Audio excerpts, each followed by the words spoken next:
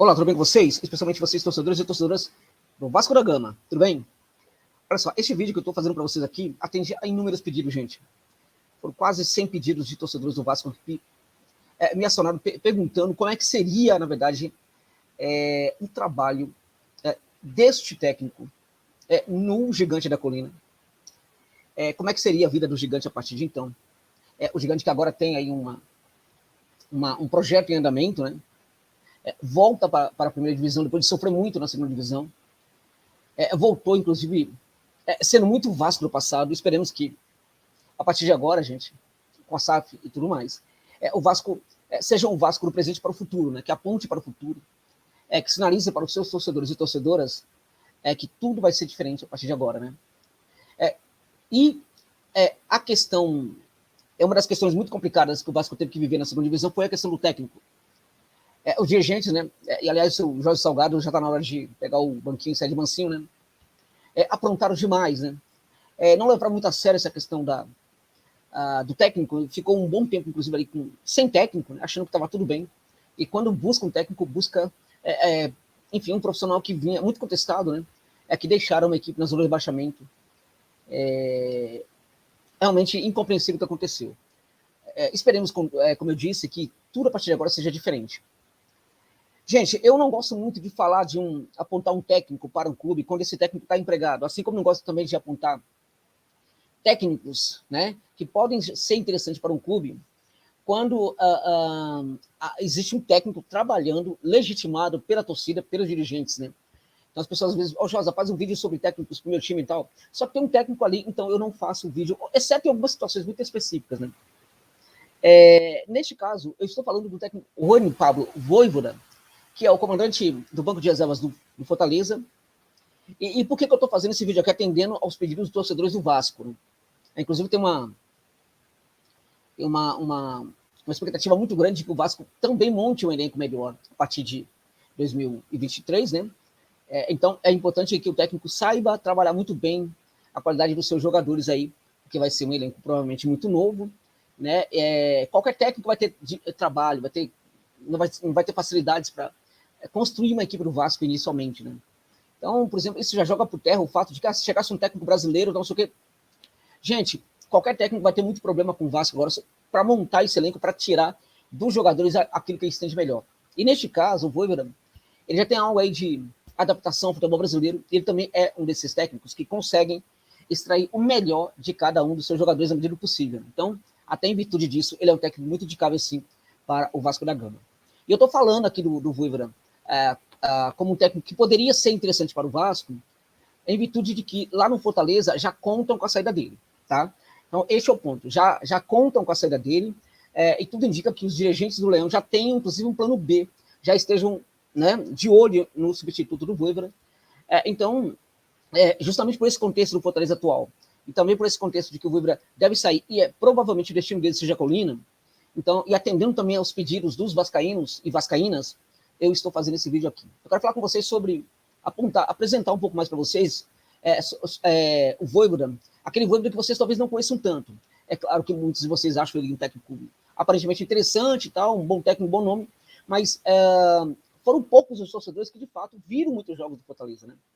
Porque o Fortaleza não é a equipe que vocês torcem, então não é muito comum que o torcedor veja muitos jogos de uma equipe para o qual ele não torce. Então, a visão é uma visão muito reduzida, né? Com pouca amostra sobre o trabalho desse técnico aí. E essa visão, que é reduzida, geralmente é complementada, na minha opinião, por uma visão bastante equivocada sobre o trabalho do Vojvoda feito pela mídia. Geralmente, ele aparece em destaque em alguns momentos, muitas vezes não se dá para ele o crédito que ele merece, e às vezes, inclusive, né, não se critica ele tão bem como em algumas situações ele merece, né?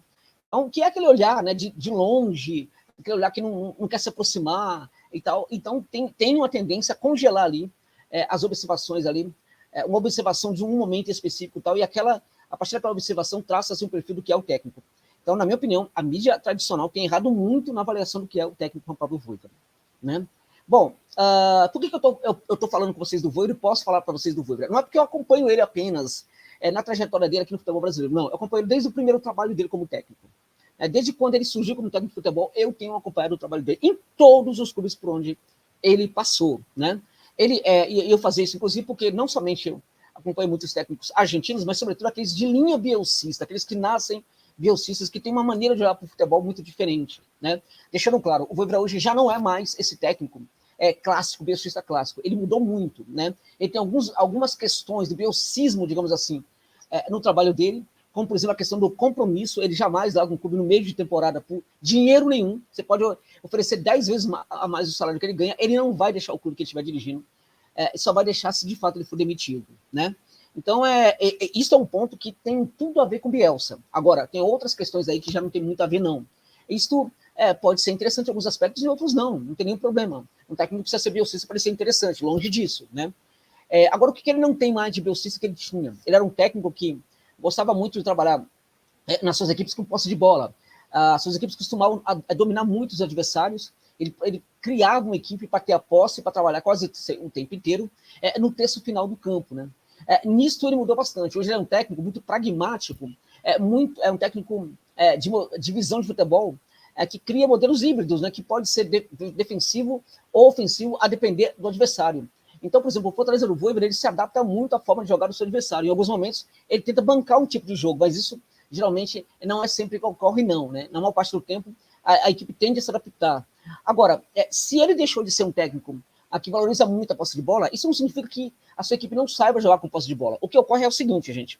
O que ocorre é que o Voivoda gosta de se adaptar ao elenco que tem, e também ele gosta de adaptar a sua equipe às dificuldades apresentadas pelos adversários da equipe dele. Então, por exemplo, se ele for enfrentar um Flamengo que tem muita posse de bola, ele vai tentar se adaptar para um tipo de jogo sem a bola, sem a posse de bola, né? Se ele for enfrentar, por exemplo, uma equipe muito mais poderosa, o Flamengo, o Palmeiras, também vai fazer a mesma coisa. Se ele for jogar contra uma equipe do nível de um Avaí, de um Juventude, né, ou de um Goiás, muito provavelmente ele vai jogar, a equipe dele vai ter mais posse de bola. A depender, contudo, da situação, nem assim a equipe dele vai ter mais posse de bola.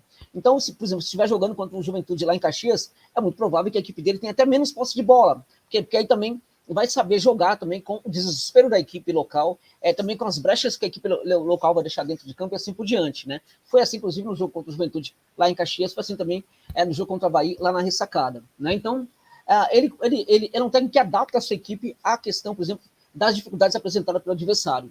Agora, se ele também, ao mesmo tempo, faz com que suas equipes não tenham a posse de bola a maior parte do tempo, algo muito novo e muito interessante que vem tomando conta não somente do governo, mas de outros técnicos bielcistas, inclusive nesse caso do próprio Bielsa, que é a qualificação da posse. Então, em vez de eu ter a posse de bola, né, eu vou qualificar essa posse. Não importa o tempo em que eu vou ter essa posse de bola mais do que o adversário.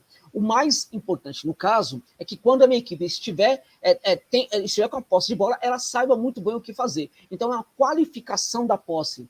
Então, hoje, a qualificação da posse é até mais levada em conta, é mais priorizada do que a própria posse de bola por excelência. Então, hoje é assim que o técnico Voivoda trabalha, né? É um técnico que tem uma facilidade muito grande, gente, para construir jogador, né? Ele, por exemplo, fez o Crispim no ala esquerda no Fortaleza e deu muito certo. Ele fez, inclusive, com que o Ederson, em algumas situações, quando estava no Fortaleza, jogasse até de zagueiro, né? E muito bem, inclusive, jogando de zagueiro. Então, ele é um técnico, portanto, que ele sabe perfeitamente identificar no jogador aquilo que ele tem de melhor. Ele vai acertar sempre? Nem sempre ele acerta. Muitas vezes ele erra. Nessa temporada teve erros e acertos, mas na maior parte do tempo o Juan Pablo Voivoda acerta. E mais, se há algo muito interessante nesse técnico, é o entendimento dos momentos, né? Raramente ele vai errar nos momentos-chave. Nas horas decisivas, nos momentos mais importantes, ainda que ele venha cometendo erros, ele deixa de praticá-los na medida do possível, ou ao menos em sua maioria. Foi assim, por exemplo, nessa temporada no próprio Fortaleza, né, que ele vinha jogando de forma com um tipo de esquema, mudou esse esquema quando ele entendeu que era necessário fazer a alteração. Né? Foi assim também quando ele, depois até de algumas críticas que ele recebeu, por causa de alguns jogadores que não estavam rendendo, ele abriu mão de algum desses jogadores, nunca descartando o jogador inteiramente, tá, gente? Só em alguns casos mesmo que o jogador não volta a jogar com ele, mas na maior parte do tempo, mesmo o jogador que vai para o banco de reserva, provavelmente depois vai ter chances com ele também. Então, ele mandou para o banco alguns jogadores ali, que inclusive eram jogadores muito importantes para ele, que ele valorizava demais na equipe do Fortaleza. Né? Caso, por exemplo, do Robson, que virou um reserva, né? E muitos outros jogadores também. Então, o que acontece? Estamos falando de um técnico de muita personalidade, de muita paixão, gente, uma paixão muito forte, muito profunda, né? Pelo seu elenco, pelos jogadores, né? Se conecta muito fácil assim, com os anseios dos torcedores também, né? É um técnico, por exemplo, para paradas complicadas, para batalhas difíceis, né? E é um técnico que vai apresentar o melhor do trabalho dele justamente nos momentos mais complicados da equipe que ele estiver dirigindo. Então, por causa de tudo isso, acho que ele é um técnico muito interessante, assim, caso o Vasco o contrate, caso ele saia do Fortaleza e caso o Vasco o contrate. E também porque é importante o Vasco ter um técnico bom neste momento, porque o Vasco vai remontar completamente o seu elenco. Essa Série A vai ser dificílima para o Vasco neste ano de 2023, né? Sobretudo no primeiro semestre, independente dos investimentos que a 777 fizer, ainda assim vai ser muito difícil o Vasco ter uma equipe competitiva e forte, ao menos no primeiro turno do Campeonato Brasileiro, porque tem sido assim com todas as equipes que voltam da Série B para a Série A. Elas se danificam muito, se prejudicam muito, se fragilizam muito na Série B, e quando voltam para a Série A, demora um pouco, gente, para ter para começar, inclusive, a ganhar os recursos que uma Série A paga para um time de futebol. Em geral, isso costuma acontecer no meio do ano, de tal sorte que o Vasco vai demorar o primeiro turno inteiro ali com um jogo muito irregular, muito complicado, tal. Vai chegar jogador, vai ter que... Essa montagem a gente conhece, sabe como é que funciona aqui no Brasil. Vai demorar, né? O Vasco já deveria estar atrás de jogadores agora, isso não vai acontecer. Vai começar a montar o elenco lá para janeiro, né? Quando os principais jogadores à disposição já não estiverem mais à disposição, né?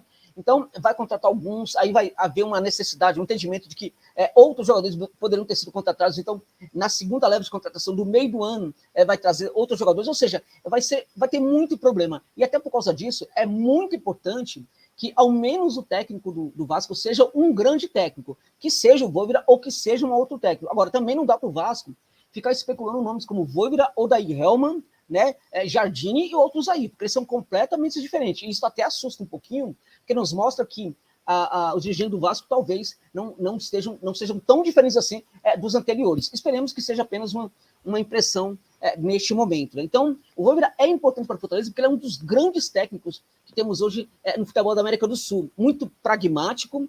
Se a equipe do Vasco tiver um grande elenco, vai jogar a maior parte do tempo com a posse de bola. Se tiver um elenco, como a gente imagina que vai ter, mais ou menos mediano em termos de qualidade, vai jogar a maior parte do tempo sem a posse de bola, mas independente disso, em algumas situações, a equipe dele vai ter mais posse de bola que os seus adversários, e em outros momentos também, muito menos posse. Agora, o mais importante, a posse vai ser muito qualificada quando a equipe do Vasco tiver a redonda no seu domínio. Então, este é o primeiro vídeo que eu quero fazer para vocês aqui, estou fazendo para vocês aqui, sobre a possibilidade do Vojvoda no Fortaleza. Se ele, por acaso, no Vasco da Gama, se ele, por acaso, for contratado pelo Gigante, aí vamos ter um outro vídeo falando de outras questões, porque realmente seria uma grande contratação para o Vasco, e muita gente tem falado coisas do Vojvoda que não tem nada a ver com o que é hoje o técnico do Fortaleza. Tá bom, gente? Muito obrigado pela gente ficarem comigo neste longo vídeo aí. Até o final.